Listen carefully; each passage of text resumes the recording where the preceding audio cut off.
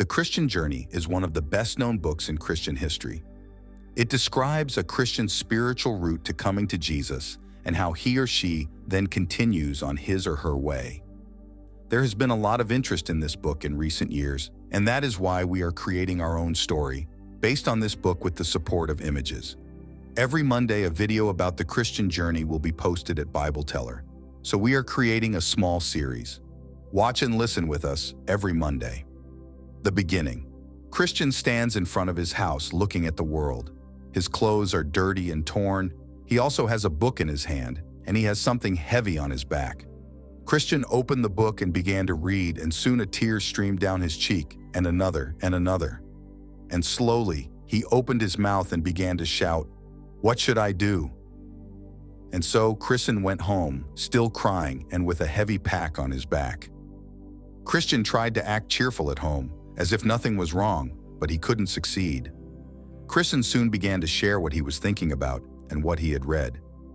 He said to his wife and children, "Listen to what I have to say. I don't know what I have, but I am lost, and there is a heavy pack on my back that I cannot get rid of myself. Also, we are all in danger because the city we live in will be burned with fire, and then we will all die. But perhaps we can escape, although I see no way of escape yet." His wife and children looked at him and thought he had gone crazy. They quickly helped him to bed so that a good sleep will make him better. But also during the night, Christian was crying and he could not fall asleep. When the sun rose and they went to check on Christian to see if he was better, they were very shocked because it had only gotten worse. So his wife and children started making fun of him and stopped listening to him in the hope that he will return to normal. Christian let all this wash over him and went in and out of the weeks praying and reading that book, sometimes inside, sometimes outside.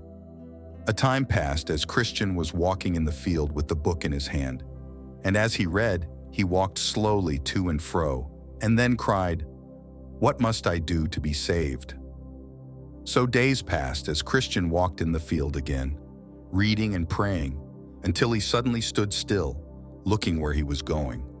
Looking across the road, Christian sees a man walking towards him. His name is Evangelist, and he said to Christian, "Why are you shouting like that?" And Christian said, "I understand from this book that I have been sentenced to death and then to trial. To come, but I cannot die yet, nor be brought to justice." And Evangelist said to Christian, "Why can't you die? A lot of unfair things happen on this earth." Christian said, "That's right, but I have a heavy pack on my back, and I can't get rid of it myself. And I understand from this book that if I die, I will be condemned, and there will be no one to testify for me that I am innocent, and that is why I cry out like this." Evangelist said, "If what you say is true, why don't you keep walking?" "Because I don't know which way to go," said Christian. Then Evangelist put a paper in his hand with the text, "Escape the wrath to come." And Christian said, "Where shall I go to escape this?" Evangelist said, "Do you see a small gate there, far in the distance? There is even a little light coming through." "Yes, I do indeed see a small ray of light in the distance," said Christian. "Keep that in mind, Christian. Travel there, and when you get there, you will be told what to do." Christian leaves the city, destroy. And Christian began to walk toward that light in the distance, but his wife and children saw it also and began to call out to him, "Christian, come back." But Christian didn't listen and put his fingers in his ears so he couldn't hear anymore. So Christian's neighbors came outside to see what was going on. And they also began to call out to Christian to come back, but he did not listen. Then two neighbors who followed Christian decided to convince him to return. One name of the man was stubborn and the other submissive. And even though Christian had already gone some way, they chased him and soon overtook him. Christian asked, "Why do you come after me?"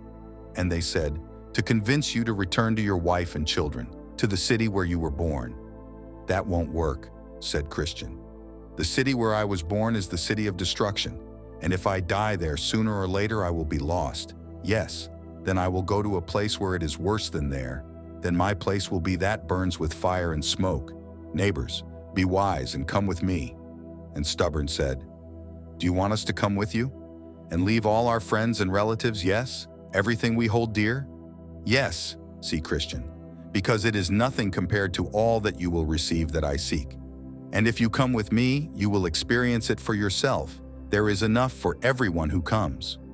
But Obstinate said, "What things do you seek for that which you leave the whole world to obtain?" And Christian said, "I seek a treasure that is indescribable, where no thief can enter, where there will be no beast or rust to destroy it, and which is more desirable than anything on earth. And that treasure is kept in heaven and is given to everyone who is hastily looking for it. Here, read this book if you wish." "No, away with that book. Will you return with us or not?" said Stubborn. And Christian said, "No, I do not want that."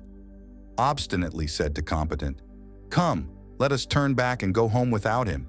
He is ill and thinks he has all the wisdom and doesn't want to listen to us." Meekly said, "Do not say this, for perhaps the Christian speaks the truth and seeks better things than we have. My heart hesitates to go with him." "What are you saying?" said Stubbornly. "Be normal, neighbor, because one fool is enough, and don't be persuaded by the fool, because you don't know where he will take you. Be wise and come back with me." But Christian said, "No, come with me, because everything I have said you can also receive, and there is even more that I have not yet told you. And if you do not believe me, read this book which is the truth. Yea, he has confirmed it with his own blood." And Gentle said, "Well, my good neighbor, I'm going to make up my mind to go with my Christian neighbor. But do you know the way there?" "Yes, indeed," said Christian. "For Evangelist has shown me the way that I must hasten to go to a small gate and knock on the door there. We will be given further information there." "Then let us make haste to go to that gate," said Glibly.